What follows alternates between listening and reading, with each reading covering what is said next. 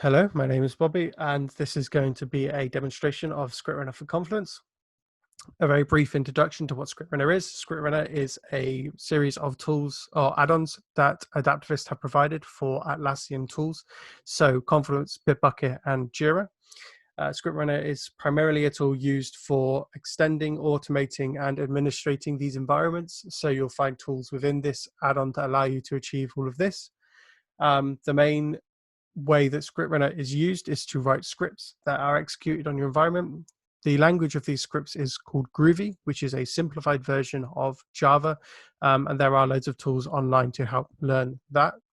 We're going to go through some of the more used functions of ScriptRunner, just to show you what they are and how they can be used. We will not be covering all of the available features in this demonstration. Primarily, ScriptRunner is an administrative tool, so 95% of the features you're going to see are going to be used by entire environment admins, so people who administrate the entire Confluence environment. There are other elements that impact both space admins, so admins specifically for certain spaces, and the end user, which we'll again cover during this demonstration. Some useful resources for ScriptRunner for Confluence. So the documentation, which covers all of the available features of this add-on. In addition to what I will be showing you in this demonstration, is all available and documented in there.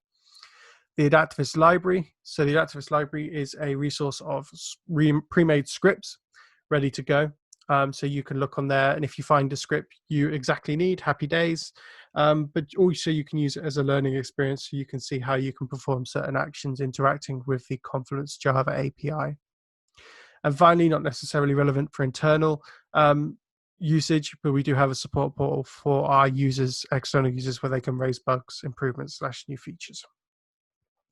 So very quickly, I'm going to show you how ScriptRunner looks like. So when you install ScriptRunner, you go through to your administrative section, and there is a ScriptRunner section on the left with all of the functionality here. We do have a browse section. This gives you a definitive list of all of the features and separates them by what they can achieve. So organizing, managing, diagnosing, and customize / automate. So if you go and select on here, you will be shown a filtered down version of what you need to do. This is both functionality and built-in scripts. Built-in scripts are something I'm about to cover in the next section. So the first section for ScriptRunner for Confluence is console / built-in scripts. So if I go into the left-hand side and I go to console, I'm taken through to a straightforward console box. This allows you to write a script that is executed over your Confluence environments once, in a one-off scenario. So for example, a large-scale data fix, a large-scale addition of certain data, all these sorts of things. Anything you can think of that might need to be run once over your entire environment, this is where you would write that script. You'll notice that we have a script box here where you can write a script, but we also have an option here called file. So ScriptRunner allows you to create and save scripts within what we call the script editor. So I can go into here, I can create a new Groovy file or a Groovy script.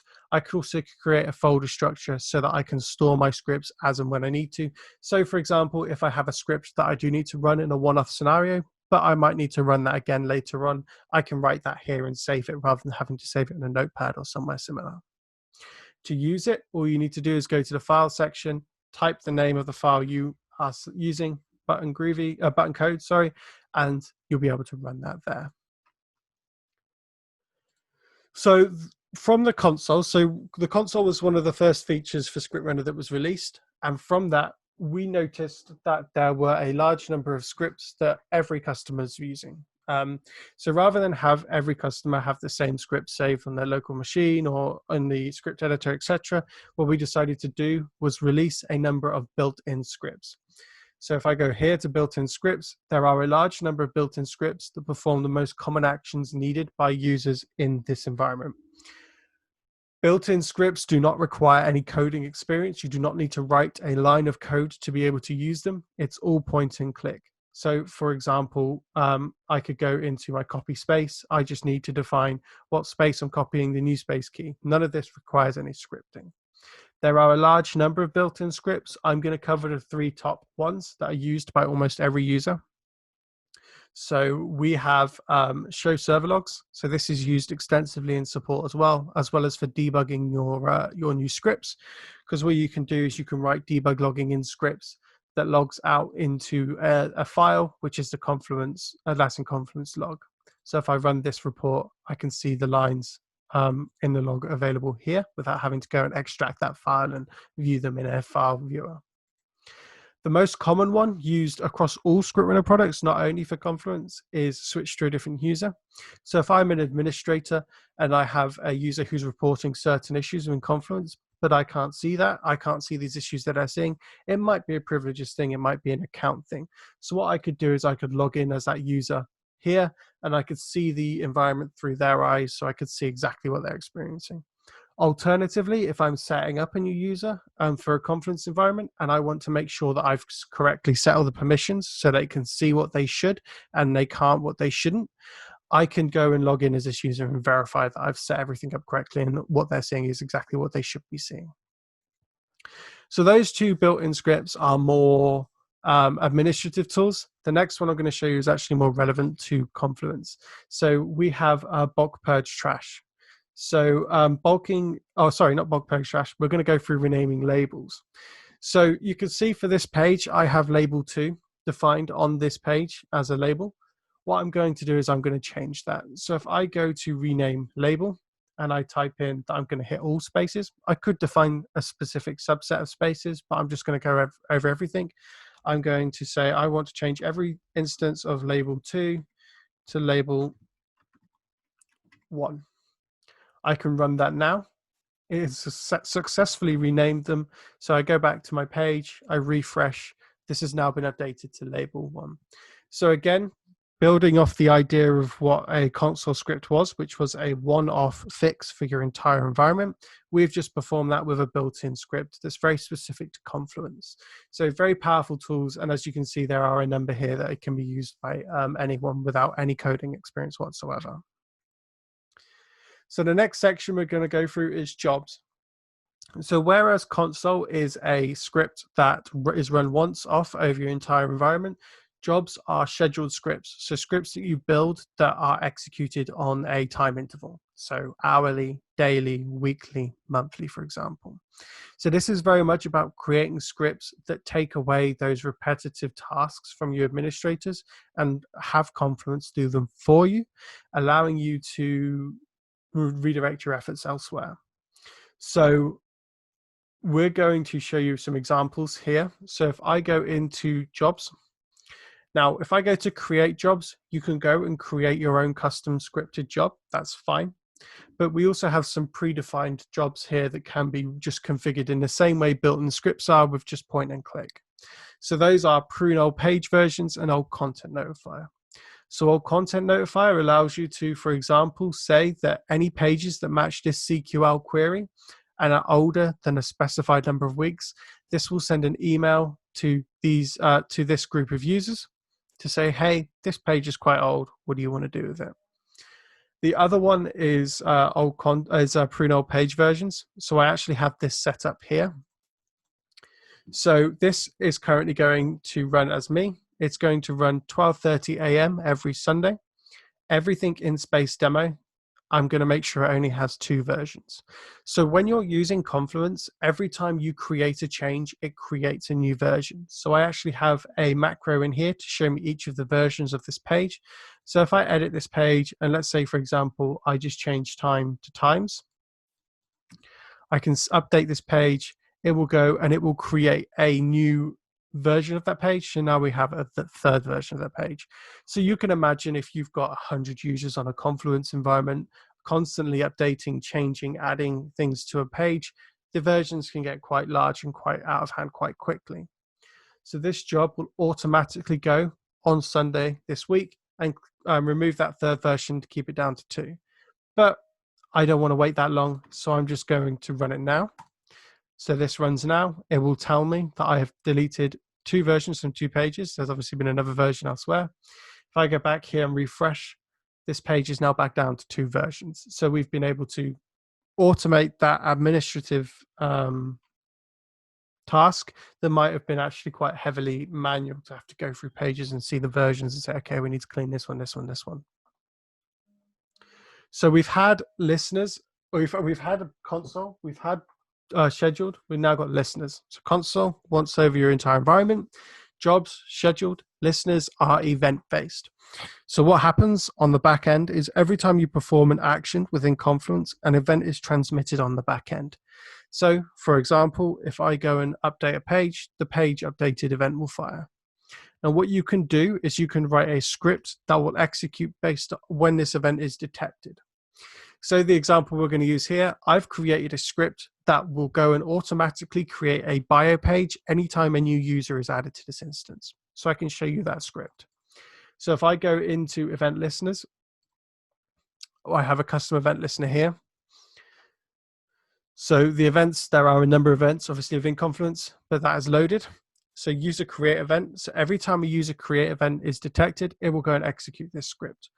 This script may seem intimidating if you're not familiar with Groovy or Java, but all this is doing is this is creating a new page using this template and it's creating the page as a child of this page in the space demo. So we're going to see that working now. So if I go back here and I say, let's go to users, and I'm going to add a new user. I'm going to call this user A. I'm going to use my email address. I'm going to give them a simple password, and I'm going to add to this user. So I've clicked add. That user created event has now fired. Script runner has detected that and executed my script. So if I now go back to my space, you can see that there is now a child page for listeners, and it's automatically created that bio page for users. So this is a great practical example. Rather than saying to your admin, okay, you need to go and create this user, and then you need to go and create the page, and then you need to go and do X, Y, Z, you can just hook all of this on the end of a user created page because it's always going to happen every time. So very useful for having your Confluence environment start to react to what you and your users are actually doing within there and automatically doing things that it needs to do. Now, these next two examples are powerful in their own rights. I've merged them together, so this might get a little bit more in depth, but we're going to go through this quite easily. So I'm just going to go and grab a URL from a fragment, which we'll cover in a later section, the next section, in fact. So if I go and take this URL and paste it in here, we are going to cover REST endpoints.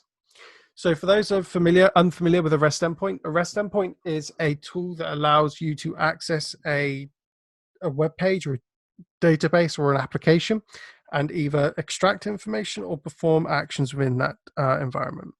So Confluence comes with its own REST endpoint by default. So there are a certain number of endpoints you can hit that will perform certain actions or extract certain data from Confluence. What Script Runner allows you to do is create your own REST endpoint so you can really open up your Confluence environment to interactions with external tools or external scripts. So what we've created here is a endpoint, and we've called this endpoint button logic. It is method get, and it will perform this script. This script is exactly the same as the one I've just shown you. All it's going to do is it's going to create a page using a specific template as a child of a specific page. So because we've named this button logic, if you now hit this URL, so localhost, as this is local to my machine, REST Script Runner latest custom button logic, if I was to hit this URL, it will perform this script. So I can show you this now. It's going to create a child page for fragments. So if I press enter, it's executed that script. It's fed back with some information. I can go and refresh this page, and I've now got a child page created in my Confluence environment. This could also be used to extract information. You can see here that I am returning the variable flag, which is a JSON structure. So it's showing me what the type, title, close, body. I could instead use this script to extract a load of information and put that in this flag instead. And I can return this data. And if you're writing a program that hits that endpoint, you could use that data. So for example, I could create a website completely independent of Confluence. I could then write a script in that website that goes and gets the last 3 pages created in that Confluence and puts them in some sort of title banner. Now, this REST endpoint, I'm just going to delete this page really quick, has been combined with fragments. So fragments allow you to control and change the look and feel of your Confluence environment. So with fragments, there are a number of elements within your Confluence environment that Atlassian have made available publicly. And what we can do is we can hook onto those elements and we can make changes. So what you're seeing me right now is I'm enabling the fragment locator. This is going to change the look and feel of your Confluence environment. Fair warning, this will change the look and feel for everyone in your Confluence environment. So it's advised to only do this on staging items, but this allows you to see the elements that Atlassian have made available and where you can hook things on. So for example, the buttons in the top left are in the section System Header Left, or to the right of the Create, System Header Left Button Group, or even within, so you can see here, Item System Admin Marketplace Confluence. So what I can now do is I can go and attach elements to these. So there are multiple elements I can use. So I can use a web item, which is just a button or link. So I can add a button to the top here, which I have done, and I'll show you that in a minute. I can inject HTML. So I can maybe add HTML in here to add a new banner, for example. I can add a web resource. So this is really powerful. This is allowing you to inject JavaScript or CSS into your resource. So for example, I can change the CSS so that the banner is red. That's a really simple example, but I can change the font. I can change how this entire screen looks. I can also inject JavaScript so it will do certain actions. So I can inject JavaScript so that it will refresh, it will perform certain scripted actions. So really unlocking the powerfulness of the fact that this is a web page and allowing you to do almost anything with that. And finally, you have built-in scripts that allow you to hide system or UI or plugin UI elements. So if I disable this now, and like when this has been disabled, so you can see also, just keep in mind System Header Left is up here, but these are also your after scripts, your header, your Confluence header. This is where you might put CSS, for example. So if I go and create a script fragment, I'm given options. So as mentioned, web item, web panel, custom, hide system, install web resource, etc. We've created a button. So this button is put into System Header Left and it's called New Page. So you can actually see it right now up here. This exists. What this will do is, as long as it meets this condition, there are no conditions, so it will always meet it. It will run a code and show a flag. So it will hit this link. This link is our REST endpoint. So this is actually going to go and hit our REST endpoint, create that page for us. So if I go back here now, fragments, we've removed that child page, so there is none currently. I can click New Page. It's performing that action for me. It's hit that REST endpoint. It's created this pop-up, which is just that JSON structure I showed you before. If I refresh now, that page has been automatically created. So you can see in their own right, REST endpoints allowing you to open up your Confluence environment to interactions with external, or as we've just shown you, internal buttons or events, but having the ability to open it out, and then fragments having the ability to completely have almost unlimited control over the fact that this is a website and you can change how it looks and feels, you can add buttons, you can add HTML. They are both very powerful in their own right, but we can also start to mix and match these functions to really give us some great tools. So I can now say, I've got a button up here to go and create a page that's very commonly created by users. Going to something a little bit more straightforward now, advanced space functionality. So as I mentioned to you at the beginning of this demonstration, 95% of what we're going to interact with is available only to admins of the entire Confluence environment. Advanced space functionality are built-in scripts that are available to space admins specifically. So not admins of the instance as a whole, but maybe admins of 5 or 6 spaces. So if I go into space tools, I can go to advanced space functionality. And this gives me 10 built-in scripts that are available to admins, but also available to space admins. These are really powerful, useful administrative tools that space admins will actually be using. So for example, bulk purging trash, I get the point and click options. Do I want to hit all the spaces I administrate, or do I want to hit specific targets? This targets will only show you the spaces that you're an administrator of, will not show you other spaces. So if for example, let's say I'm an admin of 5 spaces, I don't want to have to go into each space, purge the trash. That takes me a little longer. I can actually just go space admin tools, hit all of my instances and run purge the trash. Again, giving you administrative tools to help you administer your Confluence environment at a level that would be more relevant to you. So finally, we're going to hit on macros. So macros, or widgets within your Confluence pages, allow you to create dynamic and graphic user interfaces and interesting data. So macros obviously exist within Confluence by default. Adding macros is not a script runner tool. What we do is we do two things. We allow users to create their own macros, which is a very powerful tool in of its own right. And we also give the users a list of predefined macros that they can go ahead and use. So we're looking at some of them now. We're just going to see them in the edit screen. So the most common macro that Script Runner provides is page info. So what this allows you to do is insert a macro to give you information on a specific page. So that's not normally available in this format. So commentators created by create date, etc.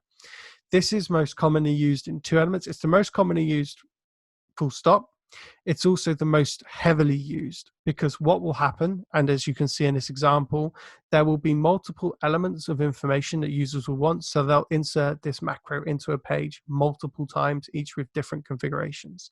So you can see here, participants, the differences between each version and when it was created. So you might find a page with 5 instances of the page info, each showing different sets of data.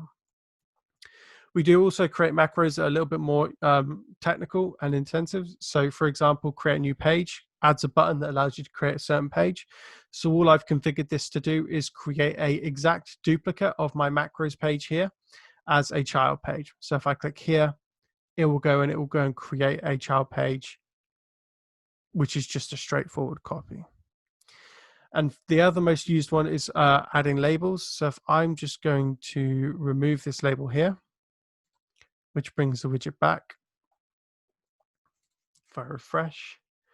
So we can see that this is configured to allow you to add only a specific subset of labels. So let's say, for example, you're making a list of 10 templates, and each of these templates are going to be given to 3 teams, red, blue, and green team.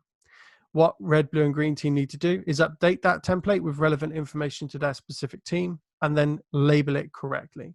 Now, what you don't want is different people might be doing different things. Someone might capitalize the R in red. Someone might leave it all lowercase. Someone might leave it all uppercase. So this narrows it down to say, you've got to use this specific label. So I'm red team, so I can select red, add that label. It's automatically added to your Confluence page, and that widget is removed for keep the page simple. But obviously these are some predefined macros. You can create your own. So you could do elements. You could have a macro that hits an API point in another tool and imports data there, or shows graphs or images or reports that aren't available to you. It's really open-ended. It's almost a blank canvas depending on your scripting capability and the performance that writing such a macro would have. So those are the functionalities of Script Runner that I'm going to cover in this demo. There are a lot more. So for example, just going to brush over them. So for example, resources, which allow you to create a connection to an external database and extract data from that database for use within scripts. So for example, a user database. You also have such things as CQL functions. So being able to create your own CQL functions, really a powerful tool. So there is a lot here with Script Runner for Confluence, and I've just covered the big heavy hitter ones. Any questions? Please feel free to ask. But yeah, that is Script Runner for Confluence.